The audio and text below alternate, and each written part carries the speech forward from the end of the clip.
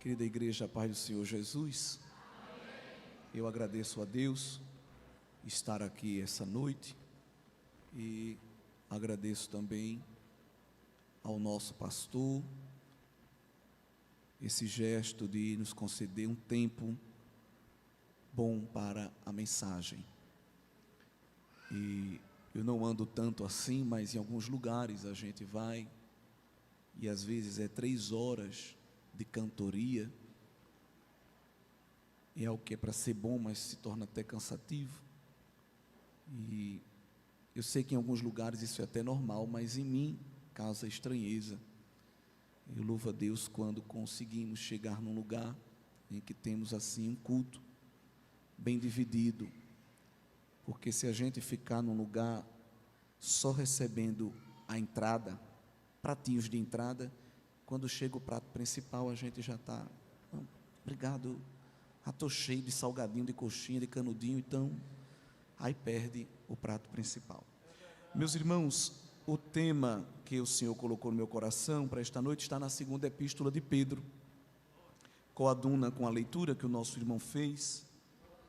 Eu prefiro quando tem um tema, como eu vi que não tinha, fui orar ao Senhor e vi na camisa aí a frase, a esperança para o teu futuro. Esse é o versículo que era do congresso, não, né? E o nosso irmão falou, Jeremias, né? Falou, é verdade, leu aqui sobre a viva esperança. E segunda epístola escrita por Pedro, capítulo 3, verso 8. Não se esqueçam disto, amados. Eu estou lendo a Nova Versão Internacional.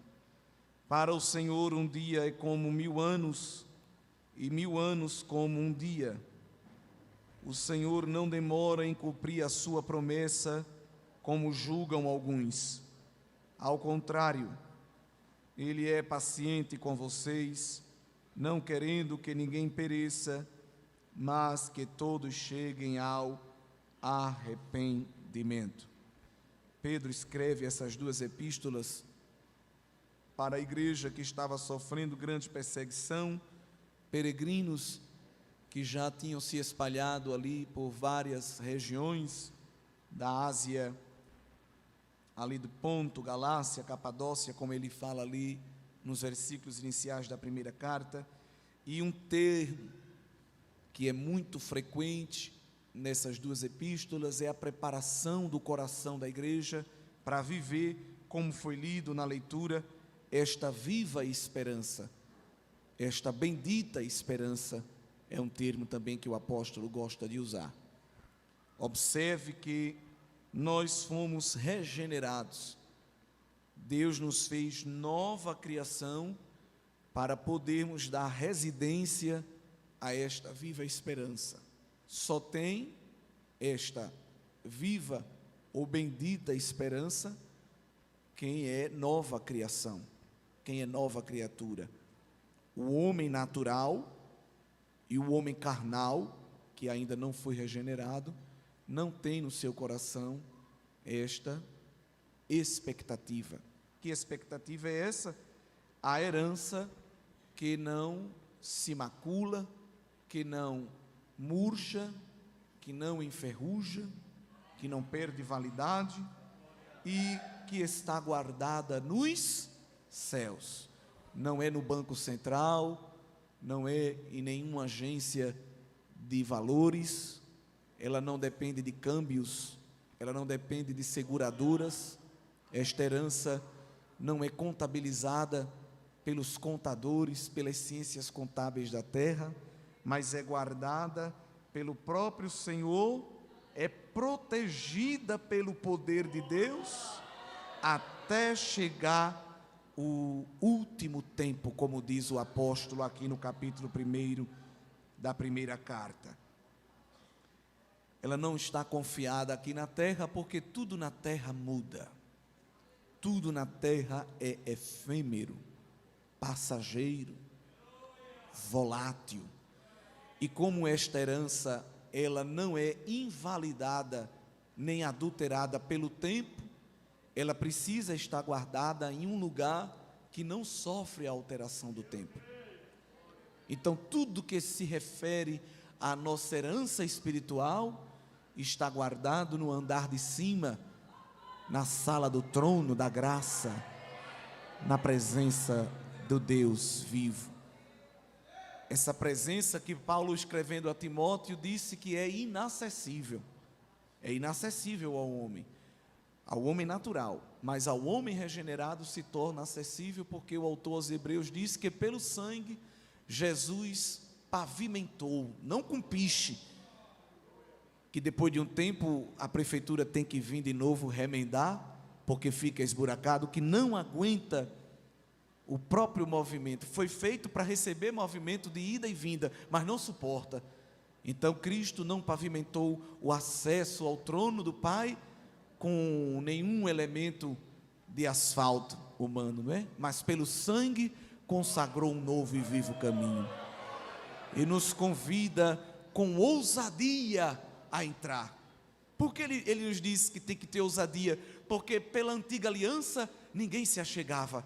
Ali é o santo dos santos, não pode, calma, só quem entra ali é o sumo sacerdote. Ficavam só no átrio externo. E como Cristo rasgou o véu e nos deu acesso, mas parece que a gente ainda fica meio assim, não posso. E o autor diz: não, você tem ousadia, vem, o Filho deu este acesso, pode entrar, não é isso? E é esse acesso que nós devemos desfrutar, mas nem todos desfrutam, nem todos. Um culto como esse é para buscar a presença de Deus, a glória de Deus, mas às vezes nem todos acessam. Está disponível, mas nem todos acessam, infelizmente, porque não tem devoção, não tem comunhão, às vezes não tem santidade. Mas essa esperança, ela precisa residir no coração do homem regenerado. Então Deus limpa o coração, limpa a mente, para que a gente possa dar residência a esta viva esperança. Só que esperança, ela gera expectativa. A expectativa é uma espera, e toda espera é chata, é cansativa, não é? Num consultório se colocam revistas, biscoito, café, televisão, para amenizar a espera, driblar o sentimento de inquietação que toda espera gera. Não é bom esperar. Nós, na nossa natureza, não fomos feitos para esperar. Por isso que Ele gera em nós uma nova natureza, para que a gente suporte a espera. Porque na nossa humanidade a gente tamborila o dedo, a gente fica balançando o corpo, balançando a perna, e fica tentando fugir daquilo, porque parece que o tempo não passa. Só que na vida espiritual, tudo é uma espera. E Pedro mostra que aquele que nos chamou a esperar não tem pressa. Aí é que o negócio é mais difícil. Porque o médico que está atendendo 10 pacientes, ele sabe que tem que cumprir um roteiro de tempo, porque senão o povo lá fora fica reclamando. Quem sofre é a recepcionista, não é? Todo mundo que trabalha com o tempo é pressionado pelo tempo e por quem espera. Então, eu tenho que correr aqui porque tem uma demanda, e senão o povo vai me engolir vivo. Mas o Deus que gera em nós uma espera, Ele não se sente pressionado pela nossa espera. Ele não fica no céu: eita, eu tenho que fazer logo porque o povo está... Não, Deus não. É claro que com essas ideologias triunfalistas que entraram na nossa igreja através de canções, de pregações, de tanta coisa que copia e traz, Deus tem pressa. Deus não tem pressa, não tem isso na Bíblia. Deus não tem. Quem tem é a gente. E a gente fica dizendo que Ele tem para ver se Ele vai fazer dentro do nosso calendário. Ele não tem, porque Ele é eterno. Um dos atributos de Deus é que Ele é eterno. El Olam é um termo hebraico para Ele, né, para esse nome, um dos primeiros nomes que Deus se revela na Bíblia. E quando eu digo que Deus é eterno, significa que Deus está fora do tempo, além do tempo, né? Deus não é circunscrito pelo tempo, porque só é inserido no tempo as criaturas, as coisas que foram criadas. Quem é criado entra na escala do tempo. Por isso que Deus, ele não está dentro do tempo, porque se ele estiver dentro do tempo, ele se torna limitado. E ele não é criado, ele não é criatura, ele é o Criador, não é isso? Deus fez a matéria e ficou fora da matéria, porque ele é espírito. Então, ele não tem limitações, pressão, labirintite, nada disso. Deus está fora da matéria, ele é espírito. Ele não tem barba branca, cabelo grande e branco, unhas, pés, ele é espírito. As figuras de linguagem falam que Deus o viu, Deus falou, a mão de Deus, mas nós temos que entender que isso são figuras de linguagem para o Pai e para o Espírito, a terceira pessoa. O Filho tem corpo, porque desde que Jesus encarnou e se tornou homem, mesmo depois de morto e ressuscitado, ele ressuscitou, não foi como espírito, como alma penada, ele ressuscitou no seu corpo.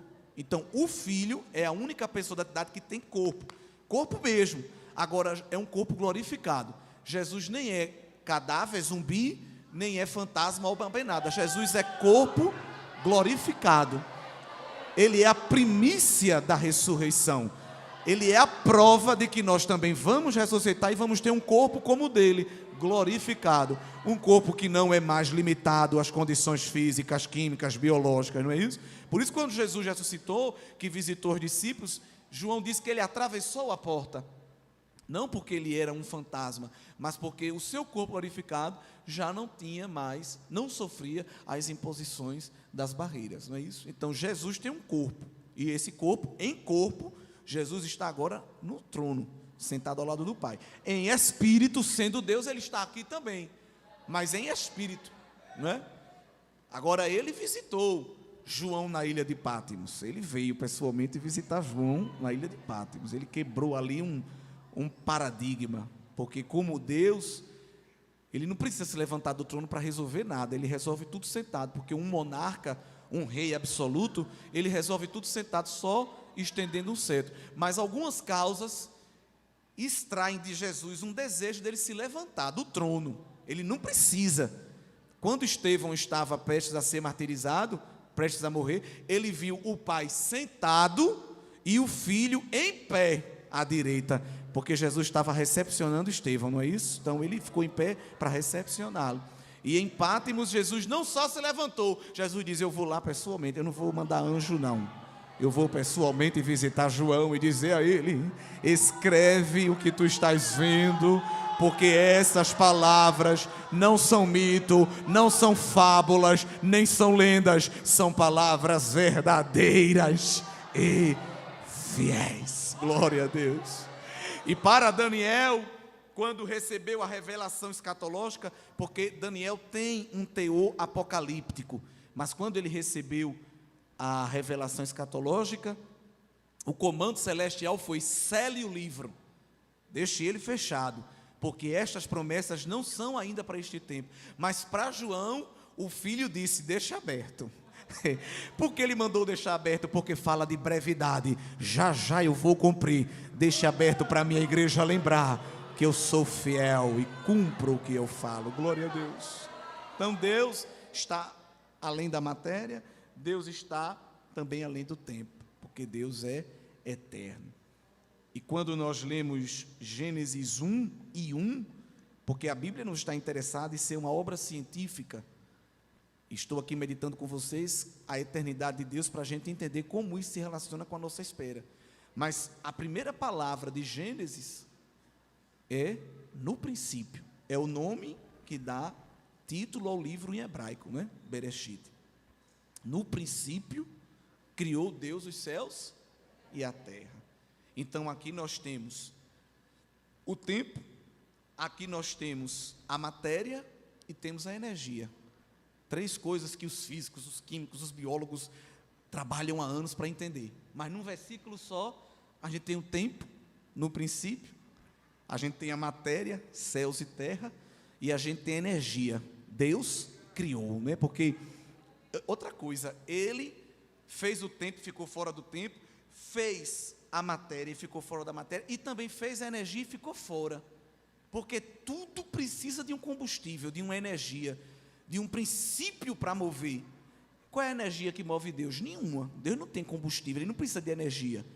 Pelo contrário, em 17 de Atos, quando Paulo vai pregar no Areópago, ele diz que nele nós nos movemos, respiramos, existimos, vivemos. Então ele não precisa de combustível, ele é o próprio combustível da vida.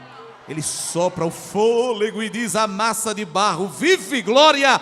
E quando ele quer que ela deixe de viver, ele tira o fôlego e o pó volta ao pó, e o Espírito volta a Deus que o deu. Ele é a energia. Glória a Deus, né?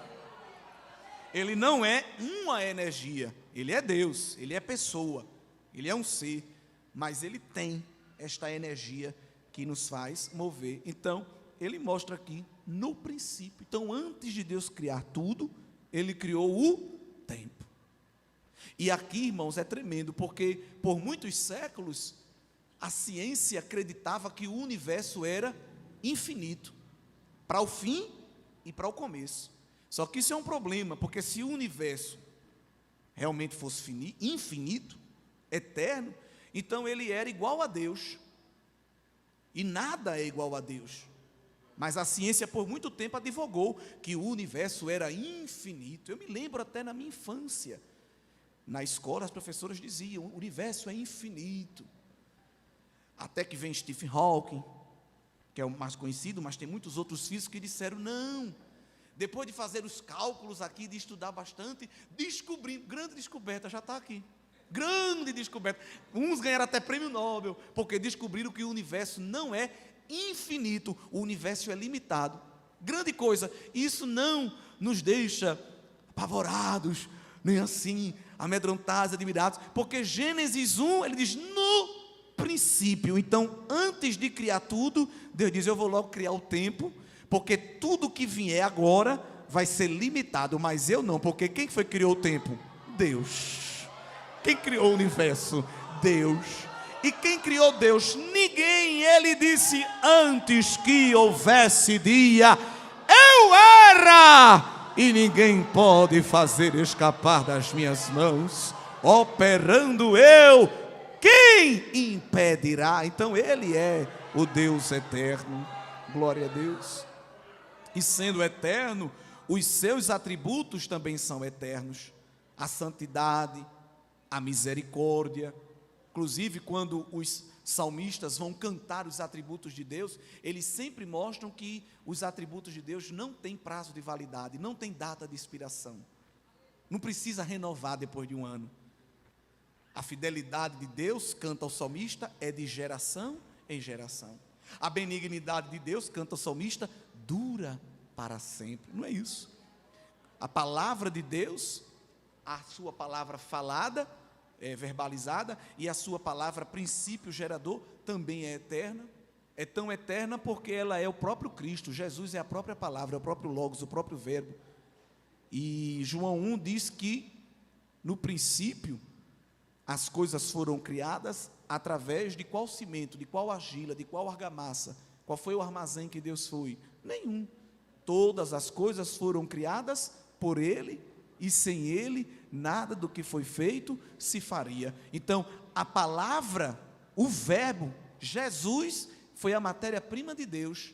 Quando Deus dizia, haja, aquela voz dele, aquela palavra dele, era o Filho.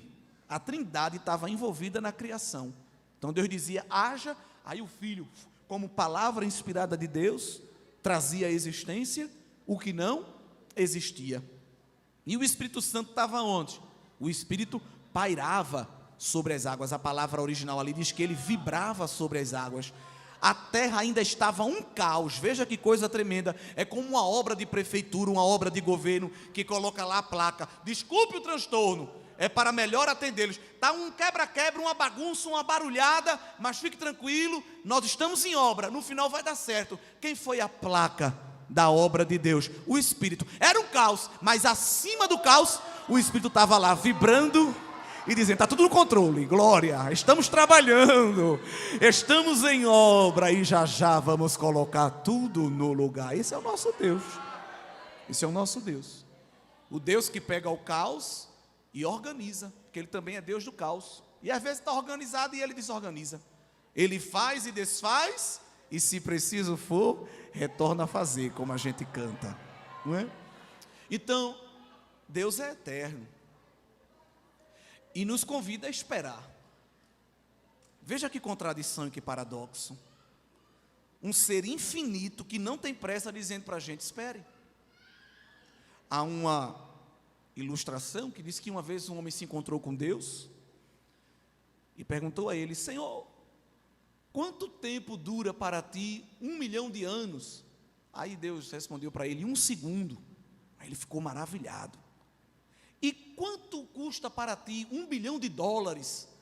Aí Deus disse, 1 centavo. Disse, nossa, então Senhor, me dá 1 centavo? Aí Deus respondeu, espere 1 segundo. Será que ele conseguiria? Deus convida o homem para esperar, mas não no relógio do homem. Deus convida o homem para esperar no relógio divino. Só que como a gente, eu não sei se essa é a palavra que os irmãos criaram expectativa, mas com certeza é a que nós estamos precisando, e ela vai se encaixar direitinho no seu coração. Só que a gente, para tentar mover o trabalhar de Deus dentro do nosso cronograma, aí a gente cria profecia, cria músicas, cria pregação. Eu estou chegando, eu estou fazendo, como se Deus precisasse ficar mandando lembrete, enquanto alguém está aqui na sala de espera, batendo na porta, e o recepcionista Espírito Santo se sentir amedrontado e pressionado. Deus, vá logo, Deus, que a igreja de Itabaiana está perguntando, que já faz 3 meses que o Senhor falou e nada. E Deus olha do céu, sentado no seu trono dominador, e diz ao Espírito Santo, volte lá e diga a eles, espere, espere. Aleluia. Se tem alguém aqui que canta, que prega, que Deus está com pressa, que vai fazer, está descabelado, correndo, não me tenha por inimigo, mas eu preciso dizer o que está de acordo com a palavra. Porque, irmãos, sabe de quem é o costume de ficar olhando para Deus e o tempo e dizer que Deus não está trabalhando no tempo? Sabe de quem é esse costume? Dos ímpios. Vamos voltar ao texto que li, 2ª Epístola, capítulo 3. Pedro está falando aqui da maior promessa, a bendita esperança, a vinda do Senhor. Só que nós temos promessas menores, cotidianas, e esta palavra é justamente para tratar os nossos corações, para esperar a vinda dele e esperar as promessas cotidianas. Mas veja o que Pedro diz no verso 3, no capítulo 3. Antes de tudo, saibam que nos últimos dias surgirão escarnecedores, zombando e seguindo suas próprias paixões. Eles dirão, o que houve com a promessa da sua vinda? Desde que os antepassados morreram, tudo continua como desde o princípio da criação. Quem nunca ouviu o ímpio dizer assim, a igreja vive dizendo que Jesus vai voltar. Minha avó morreu dizendo que Jesus ia voltar. E cadê? Quem nunca ouviu isso? Todos nós ouvimos. Tu vive vindo para a igreja dizendo que Deus está falando, que tem promessa, que aguarde a surpresa, que vai ter um rebuliço, que vai ter mudança da coisa. Nada. Observe que Pedro diz que essa postura é a postura do ímpio, do escarnecedor, do zombeteiro. Então, meu irmão, minha irmã, se você tem esta postura, significa que ainda não foi regenerado. Que é isso, pastor? Você talvez tenha a camisa aí do fardamento, talvez você tenha uma gravata bonita no terno, fica bem combinado, você está bem arrumadinho, mas se o seu coração não descansa ainda na eternidade de Deus, você ainda não é uma nova natureza, uma nova criação. Tem que passar no altar do novo nascimento e dizer ao Senhor, tira essa minha ansiedade, tira esse meu desespero. Eu estou subindo pelas paredes, eu estou arrancando cabelo, eu estou roendo unha, eu estou perdendo sono, estou perdendo apetite, eu estou me tremendo. Deus, olha como eu estou. Irmão, Deus não gera crise de ansiedade em ninguém. Deus não. Ai, irmão, olha como eu estou. Que é isso? Eu estou esperando a promessa. Tá não. Deus não deixa assim não. Vai visitar Caleb. 45 anos esperando a promessa. Se Caleb fosse os crentes de hoje, quando Josué chegasse lá, estava lá pendurado no soro, na cartela de comprimido de tarja preta, um tonel de maracujina. Que é isso, Caleb? É uma promessa, varão. Eu estou esperando muito não. E aí, como é que tu está? Eu estou animado. Aleluia. E o mundo não entende isso, porque a espera de Deus é a única espera que você espera sorrindo, espera cantando, espera dando glória. Faz quanto tempo? Faz muito tempo. E como é que tu tá? Eu tô do mesmo jeito. Quando a gente matava gigante, carregava cacho de uva no tronco, quando a gente derrubava a muralha, quando a gente vencia exército, ainda que o corpo exterior se corrompa, o interior é renovado. E nesta noite tem renovo para o interior de crente que espera e a sua vez não chega. E o zombeteiro diz: cadê Deus? Cadê a promessa? Cadê o Senhor? Eu não estou vendo nada. Mas Deus vai renovando o teu interior, abrindo a porta da revelação, injetando ânimo na tua alma. Deixa alguém zombar, deixa alguém escarnecer. Eu sei que o meu Redentor vive e por fim se levantará sobre a terra. Aleluia! Seja o Senhor glorificado na tua espera. Aleluia! Deus está renovando a tua alegria, é esperando sorrindo, é esperando dando glória, é esperando falando em mistério, é esperando dizendo que Jesus é bom. Alguém espera no consultório xingando o médico, xingando a secretária, mas a igreja na sala de espera de Jeová espera dizendo: Deus é fiel, glória. Eu sei que meu Deus é fiel. Ele falou, Ele cumprirá. É isso. É isso. Aleluia. Glória a Deus. Deus age no tempo, mas não é preso ao tempo. Deus está nem aí para o tempo. Se o seu relógio lhe escraviza, quebre ele, jogue fora. Se o seu calendário é um instrumento depressivo na sua vida, rasgue ele. Rasgue! Que dia é hoje? Sei não. Que dia é hoje? Dia de esperar em Deus. Pronto. Aleluia. Vivemos uma geração doentia, um tempo assombroso. As pessoas pensam que Deus é um entregador de iFood. As pessoas pensam que oração é um aplicativo de entrega, de delivery. Que Deus diz assim: seu pedido foi recebido, está sendo processado e já já chega. E a gente fica com o aplicativo: cadê? Cadê Deus? Aqui dizendo: não. Entre o pedido chegar lá e chegar a resposta aqui, Deus não tem obrigação de ficar mostrando nenhuma barrinha de tempo a gente. Nenhuma. Quando o Senhor visitou Abraão nos carvalhais de Manre e disse: ele te prepara que a tua mulher vai ter um filho.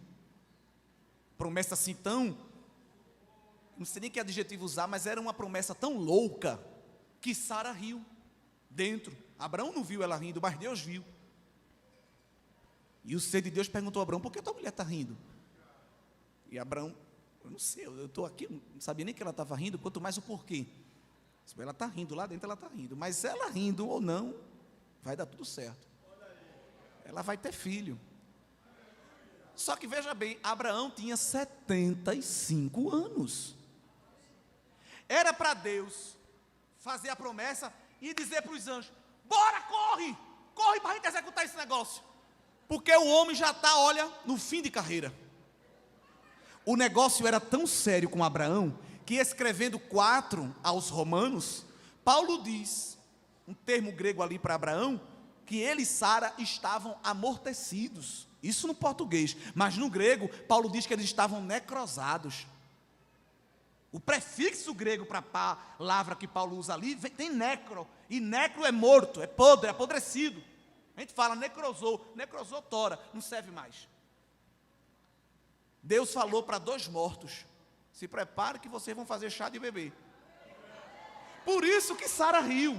E a gente demoniza, é incrédula. Se você recebesse essa profecia, você ia rir também. Entendeu? Só que Paulo disse que Abraão, com esperança, creu contra a esperança.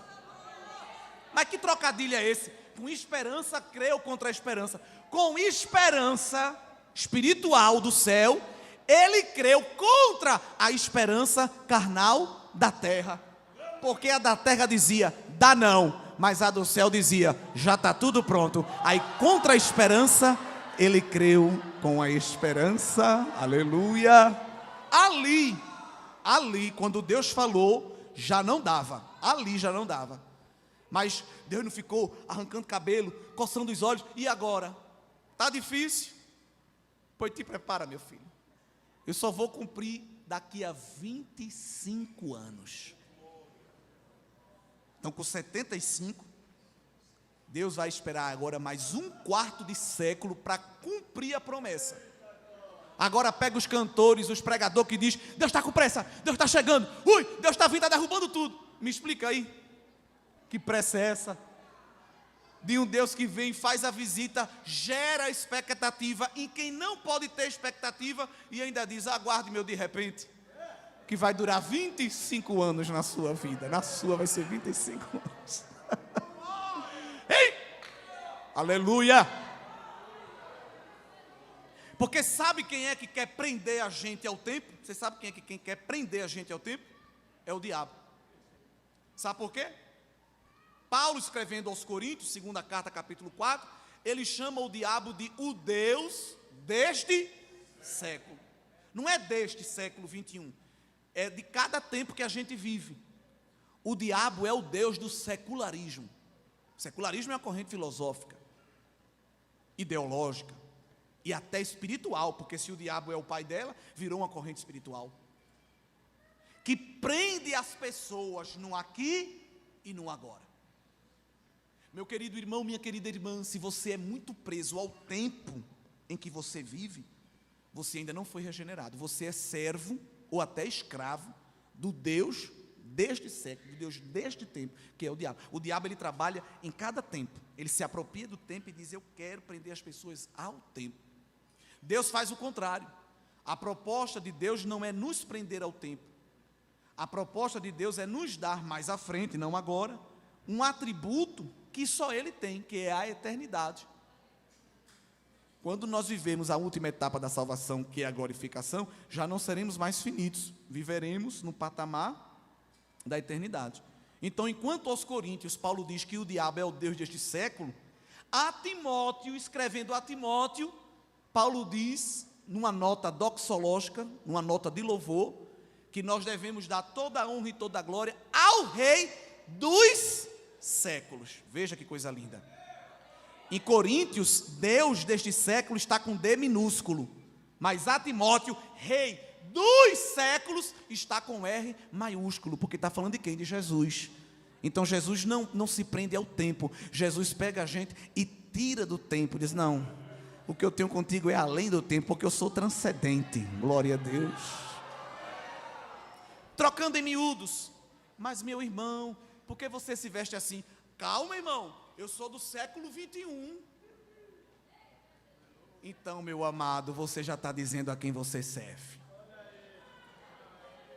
Eu poderia até perguntar esta noite, né? Quem aqui é do século 21, mas eu não quero que ninguém se denuncie. Mas eu não sou do século 21, nem você. Pedro disse: nós somos peregrinos, forasteiro, estamos de passagem. Menina, tu tem 14 anos, tu é do século 21, corrija na hora. Não sou do século 21 não. Não é não, mas nós estamos no século 21. Nós estamos, mas eu não sou. E tu é de onde? Eu digo: eu sou de outro mundo, eu sou de outra dimensão. Eu sou um extraterrestre, eu não sou ET, mas eu sou um extraterrestre. Eu estou além da terra, eu estou além do aqui, eu estou além do agora. Já já vou descansar meus pés calçados quando atravessar o Jordão, e vou receber do meu Pai um novo nome, uma nova veste, um novo cântico, um novo relacionamento. Não se prenda ao aqui e agora. Espírito de ansiedade, eu te denuncio e te repreendo aqui esta noite. Coração preso ao tempo, coração preso ao aqui e agora, as coisas material. Olha as correntes se quebrando aqui esta noite. Olha a Deus te deixando livre, olha a Deus te deixando leve. Tu estás à beira do remédio da tarja preta, tu estás prestes à terapia psiquiátrica, porque o diabo lançou uma flecha e há um nervosismo na tua mente, apegado ao aqui e agora. Mas Jesus eterno, Rei imortal, está pegando na tua mão e dizendo: vem passear comigo na eternidade. Te desprende da soprecadadara, erimicanda sobre a forga. Eu vou trabalhar, eu vou fazer, mas tu não prende mais tempo com este tempo, porque eu te envolvi na eternidade. Eu tenho um plano maior. A minha promessa está de pé no meu relógio eterno. A minha palavra está firmada no céu. Não está em carteira digital, não está em aplicativo de banco, não está na Ibovespa. A minha promessa está firmada na minha presença. Quem validará o que eu falei contigo? Assim diz o Senhor aqui esta noite. Deus faz. E Deus está repreendendo aqui espírito de ansiedade, meu nobre pastor. Corações nervosos, o corpo já está querendo ficar inquieto, mas há um rio que alegra a cidade de Deus, e este rio está refrigerando a tua alma, dizendo: descansa, descansa. Olha o meu espírito embalando a tua alma e dizendo: descansa, filho. Ai, quanta pressa, ai, quanta correria. Vem te deleitar no meu ribeiro, vem mergulhar na minha presença. Estás correndo muito, estás muito alvoroçada, estás muito inquieto com muita coisa, mas eu estou abraçando a tua alma nesta noite e dizendo: meu projeto é eterno. Antes da fundação do mundo eu estabeleci o teu roteiro. Antes da fundação do mundo eu estabeleci a tua trajetória. Vem caminhando comigo nela. Ana, sobe, ei pra cana séria, forga. Ah, mas eu tenho 30 anos, eu tô com 50. Você pode estar com 1000. Para mim ainda és um recém-nascido.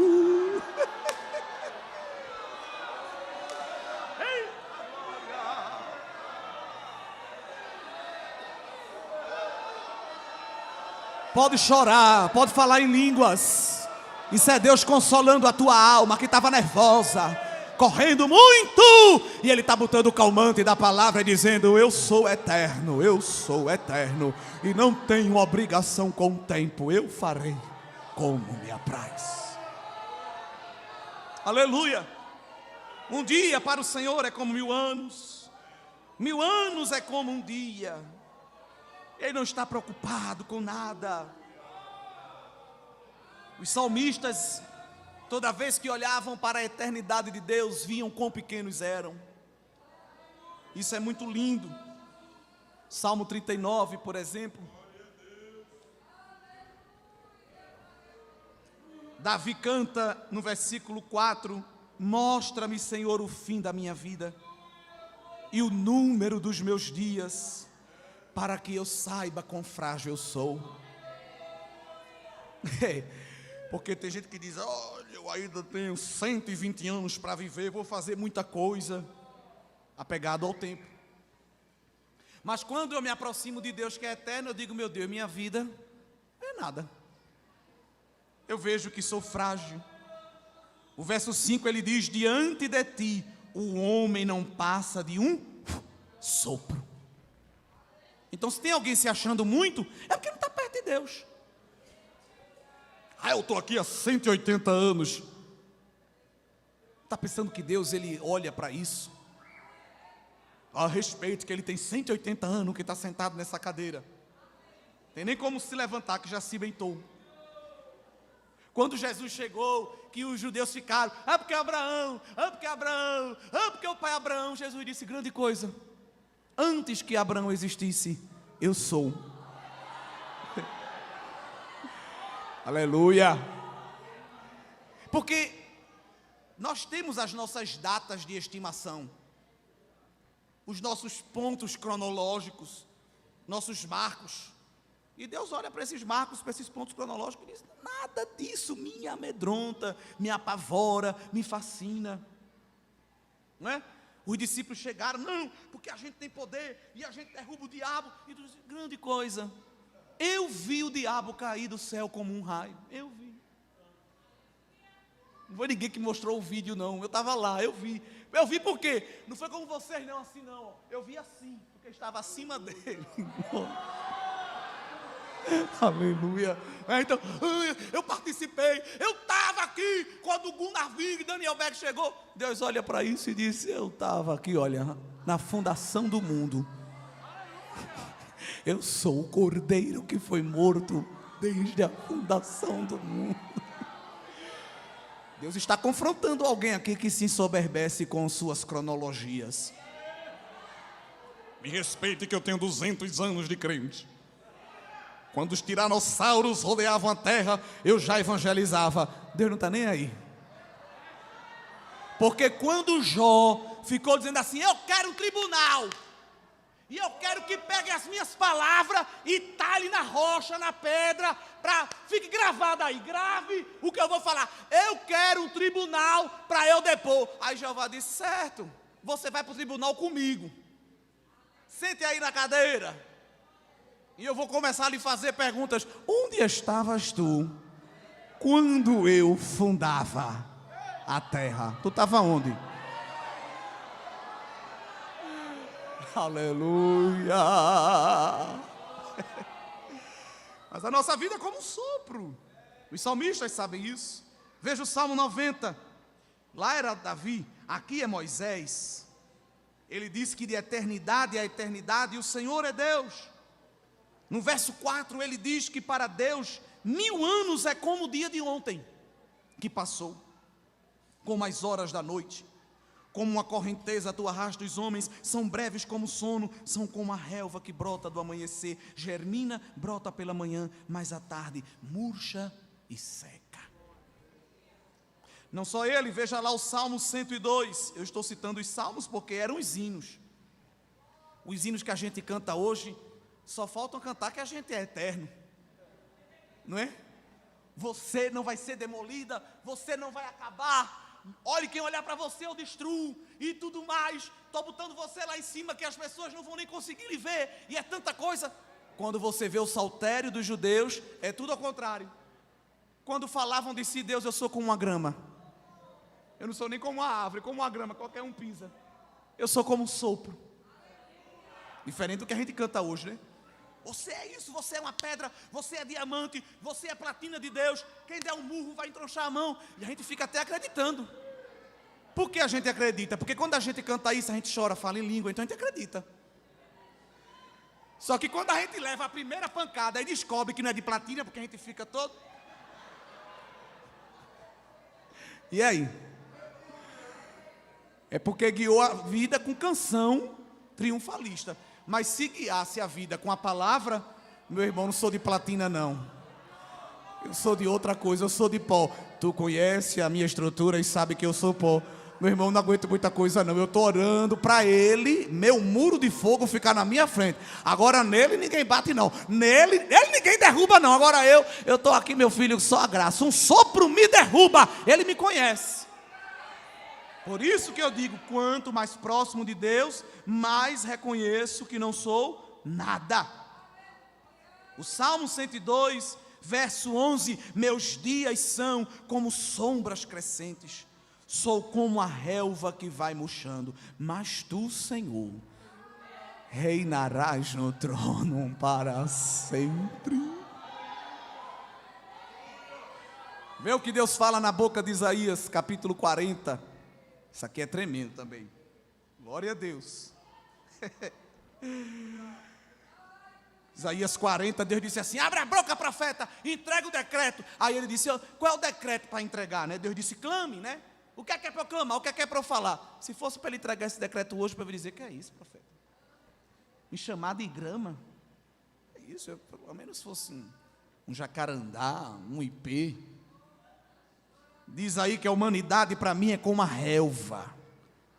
E o seu glamour, sua fama, seu estrelismo é como as flores do campo. A relva murcha, cai a flor, quando sopra nelas o vento do Senhor.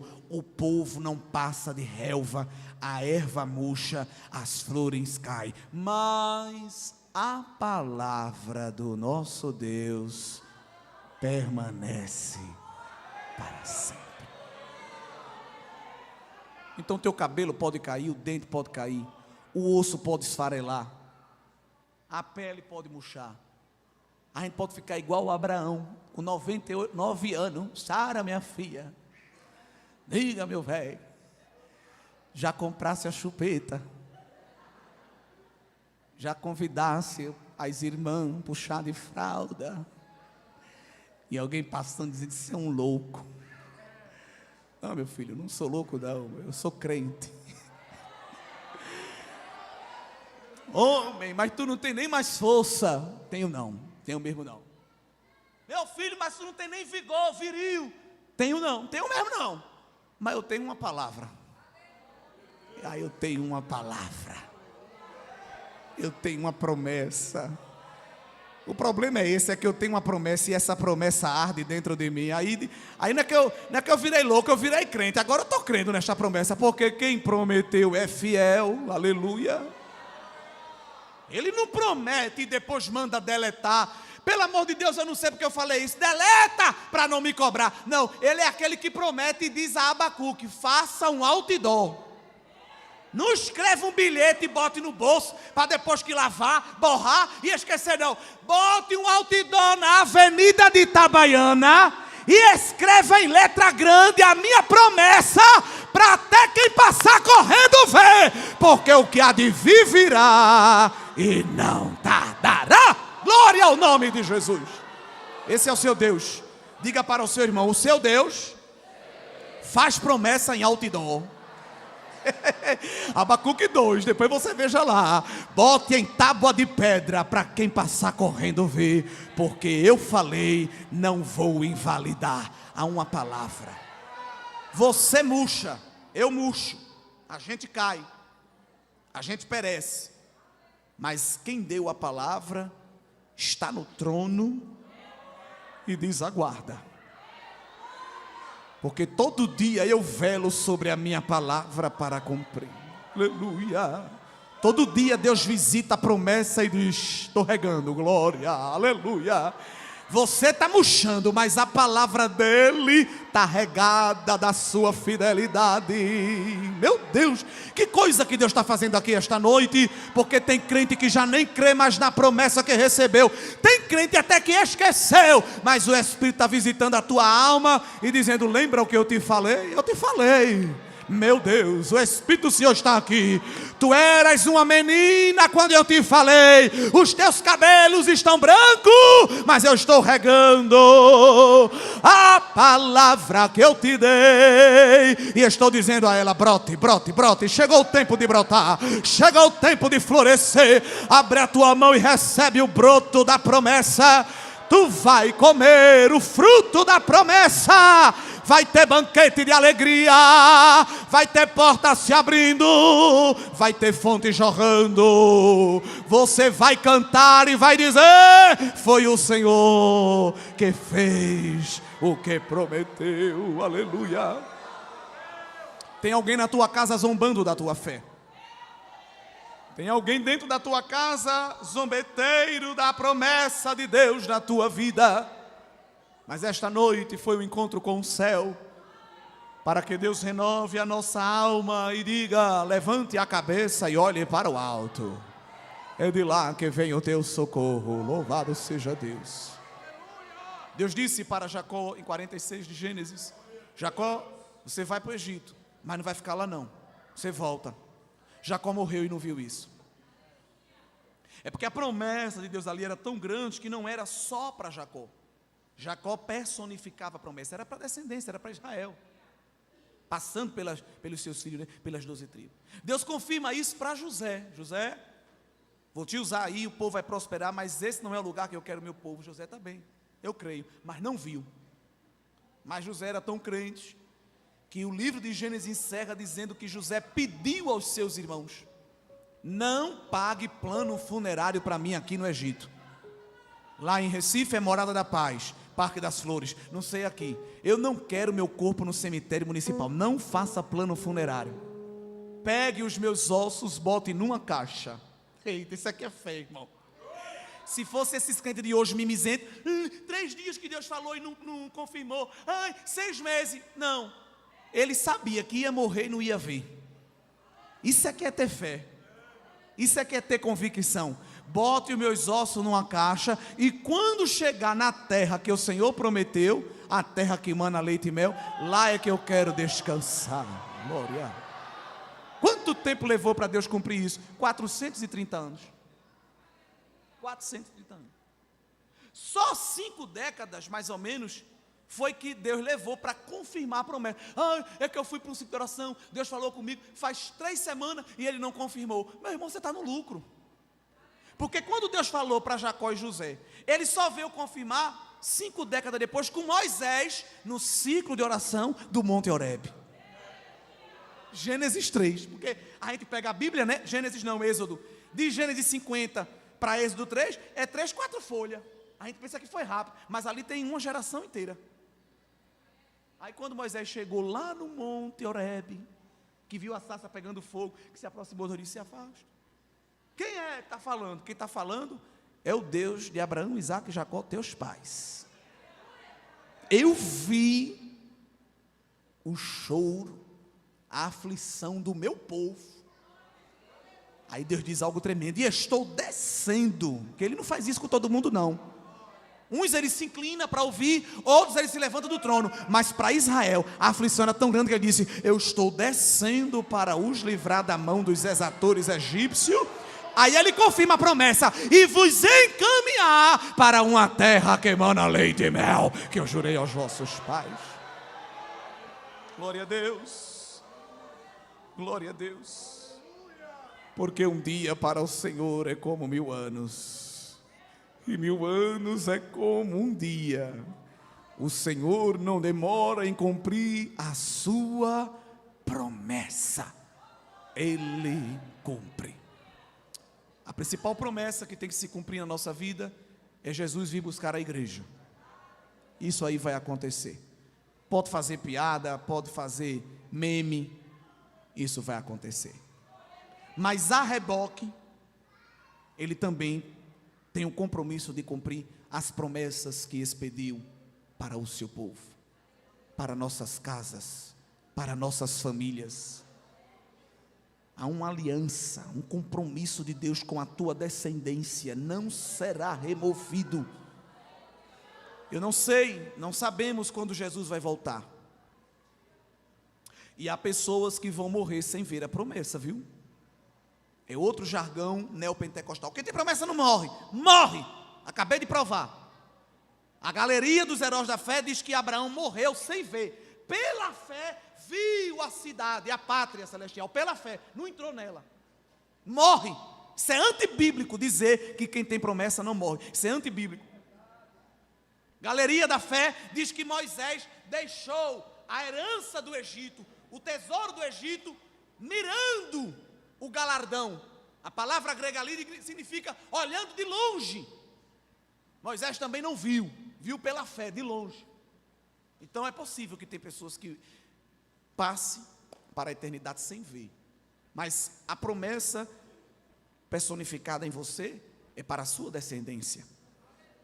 E é aqui onde eu encerro com uma palavra profética autorizada por Deus, com muita fé que eu tenho na minha alma. A tua descendência inteira vai ver. Porque o relógio de Deus se aproxima da meia-noite. Jesus está voltando. Ele está voltando. E alguns Ele vai tomar para si antes do arrebatamento. Mas a tua descendência vai beber a água cristalina da fonte que Deus te prometeu. Meu Deus do céu, abre a tua mão e recebe esta palavra. Ele está te imunizando contra qualquer frustração. Vai brotar água cristalina, os teus netos vão beber, os teus filhos vão se dessedentar, e alguém vai dizer: foi promessa que Deus fez ao meu pai.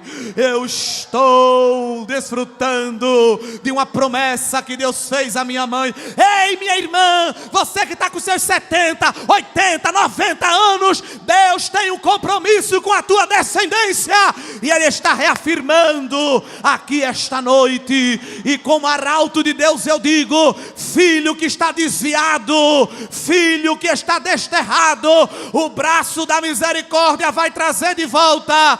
Você vai ver a sua descendência entrar por essa porta. Eu, Deus, te darei esta alegria, cantando sobre a forga. Tu vai cantar com a tua família um cântico de vitória.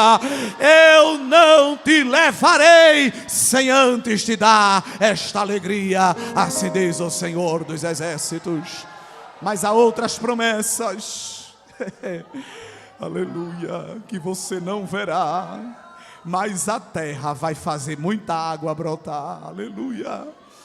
Isaac bebeu, glória a Deus, poço que Jacó cavou, aleluia.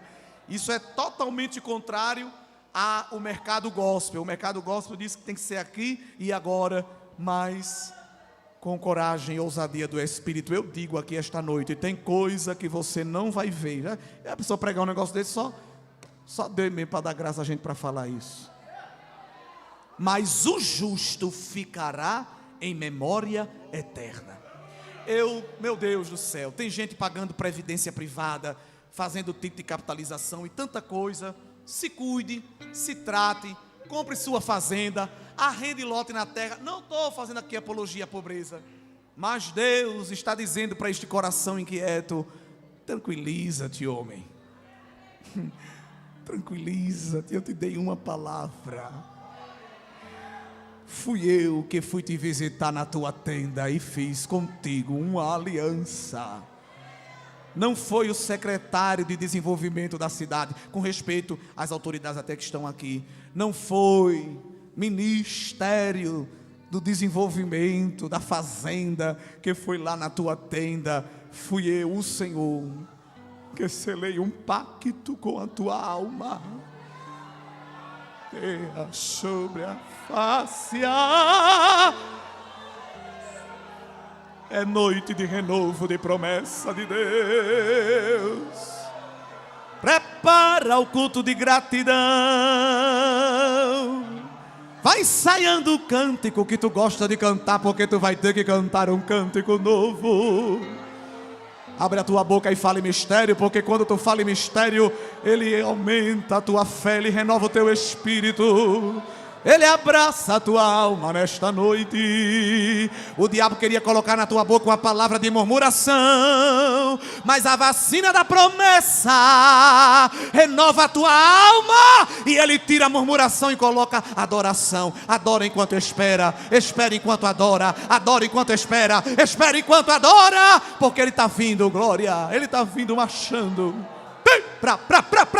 Quando Abacuque disse: está tudo perdido, e subiu na torre de vigia, Deus falou com ele e veio marchando. Quem é este que vem de Temã? As montanhas tremem com a sua presença. Era Deus visitando o profeta e dizendo: a minha palavra está de pé, a minha palavra está de pé, não revoguei, o meu braço está estendido, quem pois o fará voltar atrás? Glória. Deus está tirando a trava, a tranca, está quebrando a resistência. A palavra dele está sendo gerada nesta noite e está produzindo fé. Deus está aumentando a tua fé. Tu vai sair daqui com a fé de um gigante espiritual.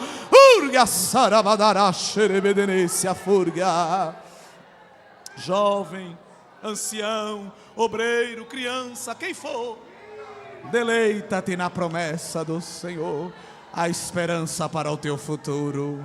Ei, eu vou ser concursada federal, eu vou casar com um príncipe encantado. É o teu futuro eterno, bênção. É o teu futuro eterno. Porque bolsa de estudo, casa própria, isso aí tem projeto social para resolver, mas a eternidade só Ele garante. Ainda que teu corpo tombe aqui, a tua alma está guardada nele, nele, nele, nele. Fecha os teus olhos. Chora na presença do Senhor. Coloca para fora este peso. Senhor, muito obrigado pela tua palavra. Muito obrigado pelo teu consolo de Deus. Abraça a alma deste crente agora, Senhor. A tua palavra diz que em todas as promessas tu és o sim e o amém. O Senhor procurou na terra alguém para referendar a tua promessa e não encontrou alguém mais fiel do que o Senhor mesmo.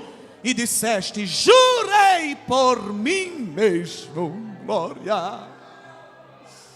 Renova a esperança da tua igreja aqui em Itabaiana, em Pedra de Fogo, em Olinda. Renova o cântico de vitória. Essa espera cansativa. Quantos ruídos para nos entristecer. Cadê o teu Deus? Cadê a promessa? Cadê a palavra? Mas eu quero te pedir agora, Deus, blinda o ouvido deste crente. Está descendo uma blindagem espiritual para os teus ouvidos. Blinda os nossos ouvidos da zombaria de Senaqueribe. Blinda os nossos ouvidos dos incrédulos, dos escarnecedores. Porque fiel é o que prometeu. Nos dá paz, paz sobre o nosso futuro. Oh, Deus, nos ajuda a estabelecer as prioridades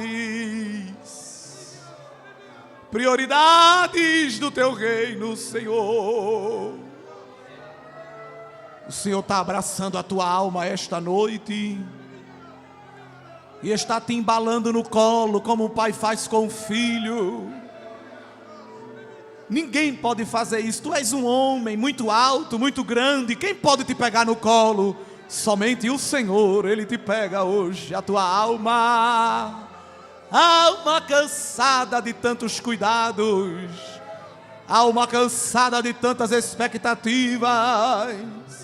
Eu te chamei para o meu ministério, eu tenho aliança contigo, homem.